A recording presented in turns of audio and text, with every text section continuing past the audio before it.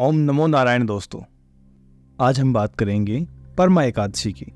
जी हाँ, वो एकादशी जो वर्ष में अधिक मास में या वो महीना जो मल मास के नाम से भी जाना जाता है, उसके कृष्ण पक्ष में जो एकादशी आती है उसे परमा एकादशी के नाम से जाना जाता है। तो आइए जानते हैं परमा एकादशी की व्रत कथा और उसका महत्व।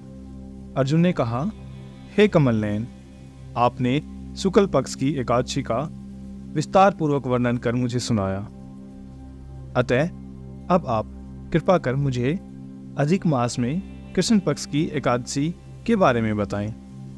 इसमें किस देवता का पूजन किया जाता है तथा इसके व्रत से कौन से फल की प्राप्ति होती है, और साथ ही साथ इसकी व्रत विधि मुझे विस्तार पूर्वक बताएं प्रभु। श्री भगवान बोले, हे अर्जुन, अधिक मास के कृष्ण पक्ष में जो एकादशी आती है वह परमा एकादशी कहलाती है। वैसे तो प्रत्येक वर्ष 24 एकादशियां होती हैं। अधिक मास या मल मास को जोड़कर वर्ष में 26 एकादशियां मानी जाती हैं। अधिक मास में 2 एकादशियां होती हैं, जो पद्मिनी एकादशी शुक्ल पक्ष और परमा एकादशी कृष्ण पक्ष के नाम से जानी जाती है। परमा एकादशी के व्रत से सभी पाप नष्ट हो जाते हैं तथा मनुष्यों को इस लोक में सुख और परम लोक में सद्गति प्राप्त होती है। इसका व्रत विधि अनुसार करना चाहिए और भगवान विष्णु का धूप, दीप, नैवेद्य, पुष्प इत्यादि से पूजन करना चाहिए। इस एकादशी की पावन कथा, जो कि महर्षियों के साथ कामिपिल्य नगरी में हुई थी, वह कथा मैं तुम्हें कहता हूँ। परमा एकादशी व्रत कथा में कामिलपिल्य नगरी में सुमोदा नाम का एक अत्यंत धर्मात्मा ब्राह्मण रहता था। उसकी स्त्री अत्यंत पवित्र तथा पतिव्रता थी। किसी पूर्व पाप के कारण वह दंपति अत्यंत दारिद्रता का जीवन व्यतीत कर रहे थे। ब्राह्मण को भिक्षा मांगने पर भी भिक्षा नहीं मिलती थी। उस ब्राह्मण की पत्नी वस्त्रों से रहित होते हुए भी अपने पति की सेवा करती तथा अतिथि को अन्न देकर स्वयं भूखी रह जाती। दोनों पति पत्नी घोर निर्धनता का जीवन व्यतीत कर रहे थे। एक दिन ब्राह्मण अपनी पत्नी से बोला, हे प्रिय, जब मैं धनवानों से धन की याचना करता हूँ तो वह मुझे मना कर देते हैं। गृहस्थी धन के बिना नहीं चलती, इसलिए यदि तुम्हारी सहमति हो तो मैं परदेश जाकर कुछ काम करूं, क्योंकि विद्वानों ने कर्म की प्रशंसा की है। ब्राह्मण की पत्नी ने अत्यंत विनीत भाव से कहा, हे स्वामी, मैं आपकी दासी हूँ। पति अच्छा और बुरा जो कुछ भी कहे, पत्नी को वही करना चाहिए। मनुष्य को पूर्व जन्म में किए कर्मों का फल मिलता है। सुमेरु पर्वत पर रहते हुए भी मनुष्य को बिना भाग्य के स्वर्ण की प्राप्ति नहीं होती। पूर्व जन्म में जो मनुष्य विद्या और भूमि दान करते हैं, उन्हें अगले जन्म में विद्या और भूमि की प्राप्ति होती है। अब भला ईश्वर ने भाग्य में जो भी लिखा है उसे टाला तो नहीं जा सकता ना। यदि मनुष्य दान नहीं करता तो प्रभु उसे केवल अन्न ही देते हैं। इसलिए आपको इसी स्थान पर रहना चाहिए, क्योंकि मैं आपका वियोग नहीं सह सकती। हे स्वामी, पति बिना स्त्री की माता, पिता, भाई, सास, ससुर तथा संबंधी इत्यादि सभी निंदा करते हैं। इसलिए हे स्वामी, कृपा कर आप कहीं न जाएं। जो भाग्य में होगा वो यही प्राप्त हो जाएगा। अपनी स्त्री की सलाह मानकर ब्राह्मण परदेश नहीं गया। इसी प्रकार समय बीतता रहा। एक बार कौंडिन्य ऋषि वहां आए। ऋषि को देखकर ब्राह्मण सुमेधा और उसकी स्त्री ने उन्हें प्रणाम किया और बोले, आज हम धन्य हुए, आपके दर्शन से हमारा जीवन सफल हुआ। ऋषि को ब्राह्मण और ब्राह्मणी ने बड़े आदर भाव से आसन और भोजन दिया। भोजन देने के बाद पतिव्रता ब्राह्मणी ने कहा, हे ऋषिवर, कृपा कर आप मुझे दारिद्रता का नाश करने की विधि बतलाएं। हम अत्यंत कष्ट में हैं। मैंने अपने पति को प्रदेश में जाकर धन कमाने से रोका है। मेरे भाग्य से आप आ गए हैं।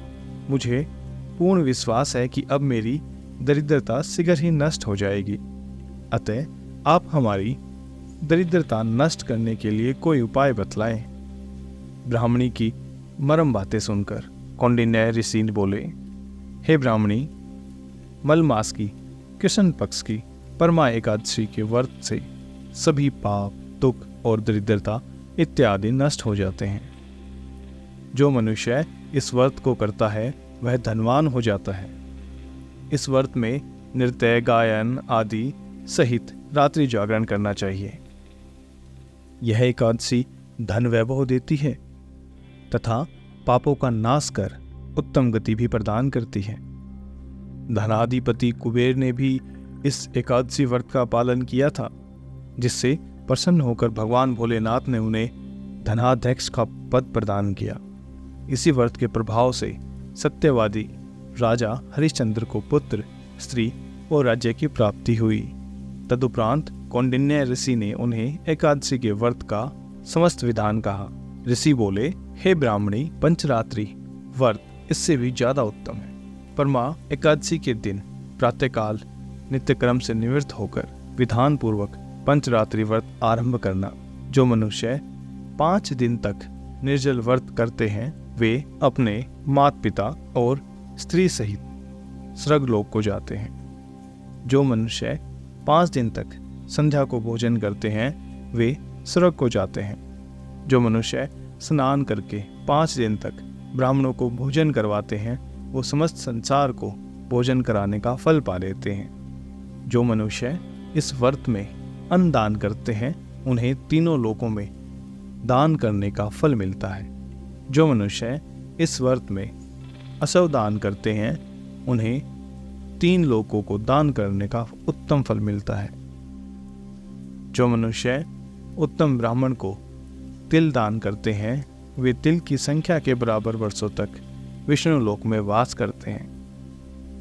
जो मनुष्य घी का पात्र दान करते हैं वह सूर्य लोक में जाते हैं। जो मनुष्य 5 दिन तक ब्रह्मचर्य पूर्वक रहते हैं वे देवांगों के साथ स्वर्ग को जाते हैं। हे ब्राह्मणी, तुम अपने पति के साथ इसी व्रत को धारण करो। इससे तुम्हें अवश्य ही सिद्धि और अंत में स्वर्ग की प्राप्ति होगी। कौंडिन्य ऋषि के वचनानुसार ब्राह्मण और उसकी स्त्री ने परमा एकादशी का 5 दिन तक व्रत किया। व्रत पूर्ण होने पर ब्राह्मण की स्त्री ने एक राजकुमार को अपने यहाँ आते देखा। राजकुमार ने ब्रह्मा जी की प्रेरणा से एक उत्तम घर जो कि सब वस्तुओं से परिपूर्ण था उन्हें रहने के लिए दिया। तदुपरांत राजकुमार ने आजीविका के लिए एक गांव दिया। इस प्रकार ब्राह्मण और उसकी स्त्री की गरीबी दूर हो गई और पृथ्वी पर काफी वर्षों तक सुख भोगने के पश्चात वे पति पत्नी श्री विष्णु के उत्तम लोक को प्रस्थान कर गए। अतः आप सब भी श्री हरि का ध्यान धरते हुए परमा एकादशी के व्रत को करें। हमारा मानना है कि निश्चित आपके जीवन के कष्ट दूर होंगे। ओम नमो नारायणाय।